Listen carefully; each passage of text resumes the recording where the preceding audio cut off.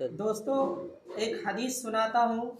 हुज़ूर अक़दस सल्लल्लाहु अलैहि वसल्लम ने इरशाद फरमाया कि अल मुस्लिमु मन सलिमल मुस्लिमून मिन लिसानिही व यदिही। मुसलमान वो है जिसकी ज़बान और हाथ से दूसरे मुसलमान महफूज रहें, यानी न उसकी ज़बान से किसी को तकलीफ़ पहुँचे और न उसके हाथ से किसी को तकलीफ़ पहुँचे।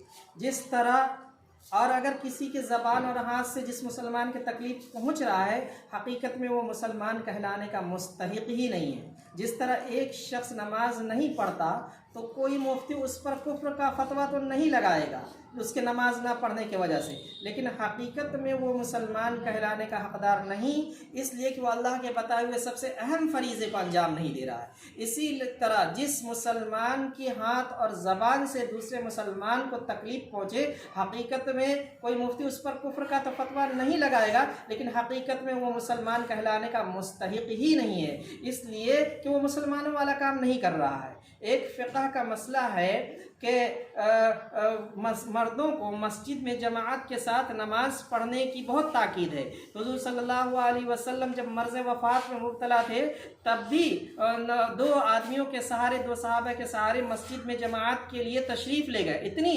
ताकीद आपने जमाअत की फरमाई है। लेकिन दूसरी तरफ तमाम फ़ुक़हा का इस बात पर इज्तिमा है कि अगर कोई शख्स किसी ऐसी बीमारी में मुब्तला है जो लोगों के लिए घिन का बाइस हो, तो ऐसे शख्स को मस्जिद में जाकर जमात से नमाज पढ़ना जायज़ नहीं। और सिर्फ ना ये कि उसको जमात से नमाज पढ़ने का हुक्म साक़ित हो गया, बल्कि जायज़ ही नहीं। अगर मस्जिद में जाकर जमात से नमाज पढ़ेगा तो उसकी नमाज होगी नहीं। क्यों?